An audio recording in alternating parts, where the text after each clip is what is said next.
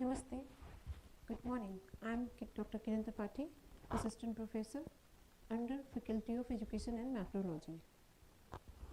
Today we will teach about fluency in questions. The ability to ask the right questions at the right time in the classroom is known as questioning skill. It is crucial for establishing a solid educational foundation because it allows teachers to pose pretend meaningful and thought-provoking questions that elicit meaningful response from their students. जैसे कि जो आपकी skills हैं, जो आपके कौशल हैं, इनमें से जो प्रश्न कौशल है उसका हम प्रयोग इसलिए करते हैं क्योंकि जो सही समय पर सही क्वेश्चन जब हम करते हैं तो उससे बच्चों के मन में जिज्ञासा उत्पन्न होती है और क्लास शुरू करने से पहले जब आप क्लास स्टार्ट करते हैं तो उसमें आपको बच्चों की प्रीवियस नॉलेज से रिलेटेड क्वेश्चन करने होते हैं। तो इससे क्या होता है, बच्चों का एक लेवल बनता है, उनका एक एटमॉस्फेयर बनता है और वो उसमें हम इस तरह से उनको अपना जो प्रेजेंट कंटेंट हमें पढ़ाना है उसके साथ उनका रिलेशन जोड़ते हैं, तो इससे उनका एक लेवल बनता है। तो एक तो हमें ये भी पता चल जाता है कि बच्चों को प्रीवियस का मतलब इसका बेस कितना पता है, नहीं पता है, उसके आगे से हम स्टार्ट करते हैं।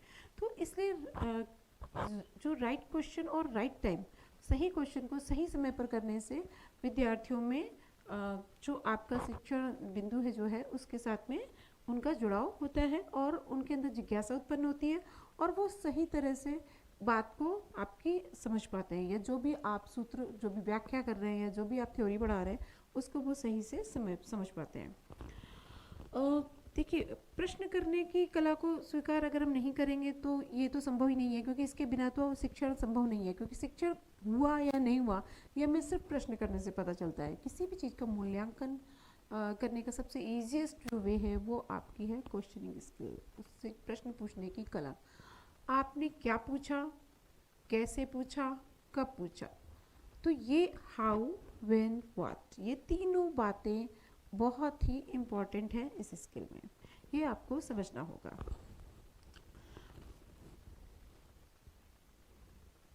एनी क्वेश्चन, मतलब कुछ भी नहीं पूछ सकते आप, क्या पूछना है, कब पूछना है, किस तरह से पूछना है, आपकी क्वेश्चन की फ्रेमिंग कैसी होनी है, कैसी लैंग्वेज होनी है और उसकी टाइमिंग क्या रहेगी, ठीक है, और उसके लिए आपको क्या पॉजेस लेने हैं, कैसे आपको अपने क्वेश्चन को प्रेजेंट करना है, ये सारी बातें बहुत ही महत्व रखती हैं। The impact of questions, appreciate how learning to ask positive questions can improve team effectiveness. Recognize that asking question is a communications skill just like speaking clearly and listening effectively. Develop the ability to use inflection, rephrase and timing to ask positive questions. How to ask positive questions? Employees who can properly ask questions will deal better with the all colleagues throughout the entire organization. मतलब ये सभी के लिए है कि अगर हम class में हैं तो हम अपने स्टूडेंट्स के साथ हैं, अगर हम कभी काम करेंगे, चूँकि आप ट्रेनिंग कर रहे हैं, ट्रेनिंग करने के बाद आप जॉब में आएंगे, आपके सहकर्मी होंगे, तो ये जो प्रश्न पूछने वाली बात है ये आपकी व्यवहारिकता में, आपकी क्लास में भी और आपके इन जनरल लाइफ में भी बहुत इंपॉर्टेंट रखती है कि आपने कब, जैसे आपने देखा होगा कई बार हम कहते हैं अरे उसने दबाक से पूछ लिया, उसने स्ट्रेट पूछ लिया हमसे, तो मैं तैयार नहीं थी। तो ये एक कला है लोगों में कि कैसे आपने लोगों से बात निकालनी है, यानी कि जैसे ये टीचर का काम है कि कैसे बच्चों से उसको एग्जैक्ट पॉइंट का आंसर लेना है, तो कैसे आपकी क्वेश्चन की फ्रेमिंग होनी चाहिए, कब आपको सॉफ्ट लैंग्वेज यूज़ करनी है, कब आपका बिहेवियर, आपका कभी कभी हमें नेगेटिव रेनफोर्समेंट की भी ज़रूरत पड़ती है, लेकिन हर एक चीज़ में एक बैलेंसिंग होनी चाहिए। How to ask, when to ask, यानी कि जब हम क्लास को शुरू करते हैं तो हम प्रीवियस नॉलेज से रिलेटेड क्वेश्चन करते हैं, एंड व्हाट टू आस्क, है ना, जैसे स्टार्टिंग में हम प्रीवियस नॉलेज के, एंड मिड में रिलेटेड टू कंटेंट। इन सब से जाकर के क्या आता है क्लास में, फिर हमें गुड आंसर मिलते हैं, यानी कि जब हम पढ़ा रहे हैं तो हमें जब बच्चों से रिस्पॉन्स आना शुरू होता है तो हमें लगता है कि हाँ, जो हम टीचिंग लर्निंग कर रहे हैं या शिक्षण अधिगम जो है तो उसमें लर्निंग हो रही है, अधिगम की प्राप्ति हो रही है। Developing questioning skill, access superior knowledge, number 1. Number 2, allow to creative thinking, है ना। जब आप पढ़ाएंगे उन्हें, जो आपके क्वेश्चंस होंगे उनसे जब आप क्वेश्चन करते हैं तो बच्चे उसके बारे में नया, मतलब आपकी क्वेश्चनिंग जब आप मिड में पूछ रहे हो तो कुछ चीज़ें तो आप पढ़ा चुके हैं और कुछ चीज़ें आगे आएंगी, तो आपके क्वेश्चंस ऐसे होंगे जिनमें हाफ पोर्शन का तो रिप्लाई होगा क्योंकि आप पढ़ा चुके हैं। जैसे जिस बेस है, बेसिक क्वेश्चन आ जाएगा लेकिन उससे रिलेटेड जो ब्रांच होगी उसका आंसर नहीं आएगा, तो स्टूडेंट्स क्या करते हैं, उसमें सोचते हैं कि इसका जवाब क्या हो सकता है। ठीक है। स्टिमुलेट डिस्कशन, क्लासरूम मैनेजमेंट, ये सबसे महत्वपूर्ण है क्योंकि आपकी कक्षा एकदम शांत होनी चाहिए, बच्चे सभी अपनी जगह पर होने चाहिए और आपको ये भी देखना है बीच में राउंड लेके कि बच्चों के पास में या विद्यार्थियों के पास में आपके जो सब्जेक्ट आप पढ़ा रहे हैं, जो विषय आप पढ़ा रहे हैं, उसी की पाठ्य पुस्तिका या उत्तर पुस्तिका खुली हो। नहीं तो क्या होता है, कई बार बच्चे, हम मैथ पढ़ा रहे हैं, बच्चे पीछे से क्या कर रहे हैं, ड्राइंग बना रहे हैं या इंग्लिश पढ़ रहे हैं, इस तरीके का काम भी बच्चे करते हैं। तो आपको पूरी क्लास में ध्यान रखना है कि बच्चे वही सब्जेक्ट पढ़ रहे हों जो आप पढ़ा रहे हैं। इसके बाद encourage reflective thinking and develop students understanding. देखिए, आपके क्वेश्चंस में आप जब मॉडल भी बताएंगे उन्हें तो उससे क्या होता है, और कई बार क्या होता है कि हम बच्चों से ऐसा क्वेश्चन पूछते हैं और बच्चे उसका आंसर नहीं दे पाए, तो हमें उनकी थोड़ी हेल्प भी करनी पड़ती है। और क्या होता है, हमें एक ही क्वेश्चन को कई तरीके से फ्रेमिंग करके बार बार ग्रुप्स में पूछना होता है, इससे बच्चों को अच्छी तरह से समझ में आ जाता है। जैसे कुछ बच्चे, जैसे क्लास में ऑब्वियस सी बात है कि सभी तरह के बच्चे होते हैं, कुछ बहुत ज़्यादा जीनियस होते हैं तो वो फर्स्ट टाइम में आपका बहुत अच्छा आंसर देते हैं।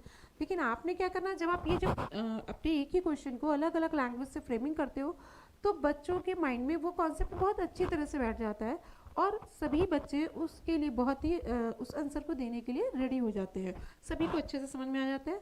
तो फिर वो क्या होता है कि आप किसी भी तरह से उस क्वेश्चन को पूछते हैं और बच्चों को, लेकिन चूँकि उसका कॉन्सेप्ट समझ में आ गया है तो वो उसको अच्छी तरह से आंसर कर जाते हैं।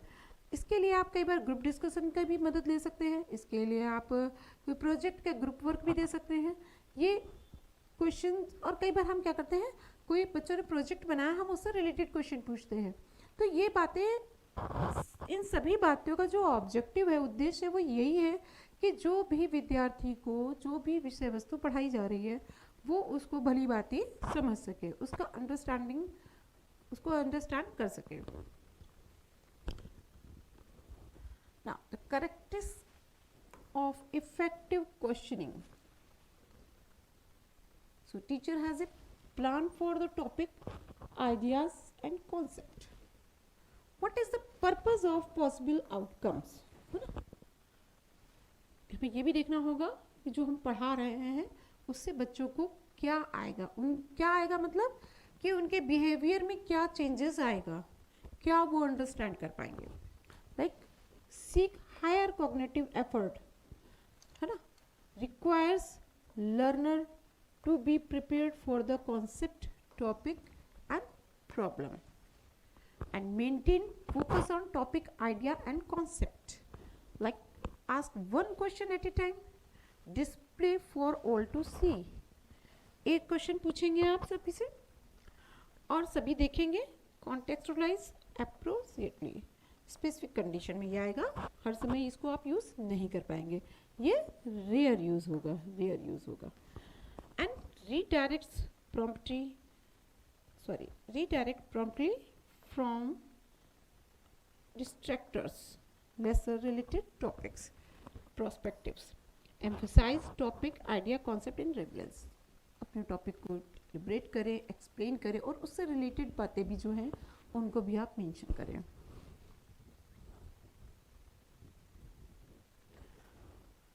Is meaningful and purposeful, positively contributes to learning. हाँ, क्वेश्चन से क्या होता है, लर्निंग तो होती है। Logically builds the concept, topic, ideas and responses. Probes and explores initial response to for greater synthesis, analyse and justification, अपने आइडियाज़ को, अपने कंटेंट को एनालाइज करें और उसको संश्लेषण और विश्लेषण करें अपनी विषय वस्तु का, ये सबसे ज़्यादा ज़रूरी है। Prioritise substantive response based on a research data and logics, seek possible alternative perspective possibilities, concepts to other pretend learning। हमें लगातार इस बात का ध्यान रखना है कि जो हम पढ़ा रहे हैं, जो भी हमने जिस भी मेथड को यूज़ किया है, लेकिन बच्चों में, विद्यार्थियों में लर्निंग होनी चाहिए, उन्हें कॉन्सेप्ट समझ में आना चाहिए, कॉन्सेप्ट का उन्हें बिल्कुल क्लियर होना चाहिए। हाँ, इस positive and constructive focus on what is being learned. जब हम कुछ ऐसे सब्जेक्ट्स हैं, मतलब अभी तो सभी सब्जेक्ट्स में मोस्टली ऐसे ही होता है कि हम जो भी हम पढ़ाते हैं तो बच्चों से हम, विद्यार्थियों को हमें रचनात्मक कार्य जरूर देना चाहिए, कुछ मॉडल के लिए देना चाहिए, है ना, कुछ प्रोजेक्ट्स के लिए देना चाहिए, कभी कभी हम उन्हें वर्किंग मॉडल भी देते हैं। तो इससे क्या होता है, बच्चा रचनात्मक कार्य करता है और उसकी जो थिंकिंग स्किल है वो और भी डेवलप होती है, वो नए आइडियाज़ को सीखता भी है और उसके माइंड में भी नए आइडियाज़ आते हैं जो वो आपसे शेयर करता है, तो आप उनमें कभी कभी कुछ सुधार भी करते हैं, सजेशंस भी देते हैं। ठीक है, allow to time for learner to process, कितना आप टाइम देंगे? जब आप क्वेश्चन कर रहे हैं बार बार तो 7 से 20 सेकंड तक का पॉज भी दे सकते हैं, मतलब लगातार क्वेश्चन कर रहे हैं या किसी एक बच्चे से ये बार बार क्वेश्चन कर रहे हैं तो आप बीच में पॉज करें, क्योंकि हो सकता है आप किसी बात को समझाने के लिए उससे ईजी वे वाले क्वेश्चन करके ईजी टू डिफिकल्ट की तरफ ले जा रहे हो। And pair on group learner to discuss before responding, summarise the discussion, फिर आप लास्ट में अपने डिस्कशन को समराइज करेंगे, सारा एक बार उनको रिव्यू दे करके उसको खत्म करेंगे। नाउ पर्पस ऑफ क्वेश्चंस, ये बहुत महत्वपूर्ण है जानना, क्योंकि अगर आपको अपने क्वेश्चंस का उद्देश्य नहीं पता होगा तो पता चला आप कुछ भी पूछते जा रहे हैं। बच्चे ऐसा नहीं है, हमारे क्वेश्चंस का उद्देश्य होता है, क्योंकि हमारे क्वेश्चंस का क्या रूल है, क्लास को एवेल्युएट करना, क्योंकि तभी हमें पता चलता है कि किसको आया किसको नहीं आया, या बच्चों को किस लेवल तक का आया। कई बार क्या होता है, क्लास में एक बड़े समूह को बात समझ में आ गई, लेकिन फिर भी एक छोटे समूह में बात समझ में नहीं आ रही है, यानी कि कुछ बच्चों को, मैं कहना ये चाहती हूँ कि कुछ बच्चों को बात समझ में नहीं आ रही, तो हम क्वेश्चनिंग करके ही तो इस पॉइंट को निकालते हैं कि उन्हें कहाँ तक समझ में आया और कौन सा स्टेप क्लियर नहीं हो रहा है, तो ये हमारे क्वेश्चन से ही पता चलता है। Amplify a topic to concept idea, identify cause and effect relationship between topics, ideas, concept, है ना। कैरेक्टराइज और clarity of topic, concept, ideas, उसकी विशेषताएं बताइए। कंपेयर एंड कंट्रास्ट, तुलनात्मक अध्ययन कराइए। Create a new way of thinking, है ना। क्वेश्चन से क्या होता है कि बच्चों के माइंड में ब्रेन स्ट्रोमिंग होती है तो न्यू थिंकिंग आती है। Differentiate between topics, ideas, concepts, define and categorise topic, concept, ideas. Provide examples, उनको एग्जाम्पल्स दीजिए, और एग्जाम्पल्स कैसे होने चाहिए स्टूडेंट्स को देने के लिए। देखिए, एग्जाम्पल्स आपको ऐसे देने चाहिए जो आपकी लाइफ से जुड़े हुए हों, कि प्रेजेंट टाइम की कोई घटना बताइए या उनको वीडियो में दिखाइए। वैसे कोशिश यही करिए कि उनके आसपास के माहौल से जुड़ी हुई कुछ बातें, जैसे हम ज्योग्राफी पढ़ा रहे हैं तो हम प्रेजेंट टाइम में जो भी चल रहा है नेचर में वो हम उससे, कभी स्ट्रोम पढ़ा रहे हो तो आप जो भी स्ट्रोम से आए थे उनके बारे में बता सकते हैं, उनके वीडियोस दिखा सकते हैं।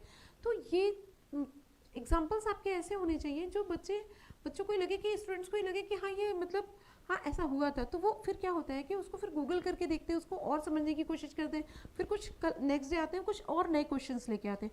तो एग्जाम्पल्स आपके इतने इंटरेस्टिंग होने चाहिए कि जिससे कि पूरी आपके क्लास का ध्यान पूरी आपके कंटेंट पर जुड़ा रहे। ठीक है। And justify and ideas to prospective, बच्चों से भी उनके आइडियाज़, उनके मन में और भी आइडियाज़ आते हैं जब हम कुछ पढ़ाते हैं उन्हें टॉपिक, तो वो टॉपिक से रिलेटेड और तो आइडियाज़ कि मैम इसमें ये हो सकता है, इसका ये, तो अगर कभी हो सकता है कुछ बातें, कई बार क्या होता है कि किसी स्टूडेंट का, या हो सकता है कभी आपको कोई एक ऐसी मतलब कोई ऐसा जवाब दे दे जो आपको उचित ना लगे, लेकिन आपको क्या करना है कि उसको आपने ऐसे उसको डांटना नहीं है ना, उसको आप आराम से सरल भाषा में उसके जो आंसर है उसमें संशोधन करें, और पहले उसमें छोटे क्वेश्चन करके उसको एक उस लेवल पे लेके आए जिससे उसे समझ में आए कि हाँ वो गलत बोल रहा है तो फिर उसको सही करें, सरल भाषा में सरल क्वेश्चन के माध्यम से आप उसको समझाएं और उसकी जो माइंड में जो जहाँ उसको समझ में नहीं आ रहा है वो जो उसका कन्फ्यूज़न है उसको दूर करें। और इस प्रक्रिया को जब आप करते हैं ना तो इससे क्या होगा, उसमें सीखने की भावना बढ़ेगी। अगर आपने उसको एक बार डांट दिया तो बच्चा कभी भी रिप्लाई नहीं करेगा, ठीक है। इससे कभी भी कोई बच्चा जब आंसर करता है, अगर वो बच्चा गलत आंसर कर रहा है तो आपने उसको वहाँ डांटना नहीं है, आपने उसे मोटिवेट करना है, ठीक है। Qualify to topic, concept, idea and synthesise to topic. बाद में आपको संश्लेषण और विश्लेषण अपने टॉपिक का करना है, ठीक है। इसके बाद तो यहाँ पर ये सारी चीज़ें मैंने आपको समझाई क्वेश्चन स्किल्स के बारे में। उम्मीद करती हूँ आपको सभी को समझ में आ गया होगा। Thank you.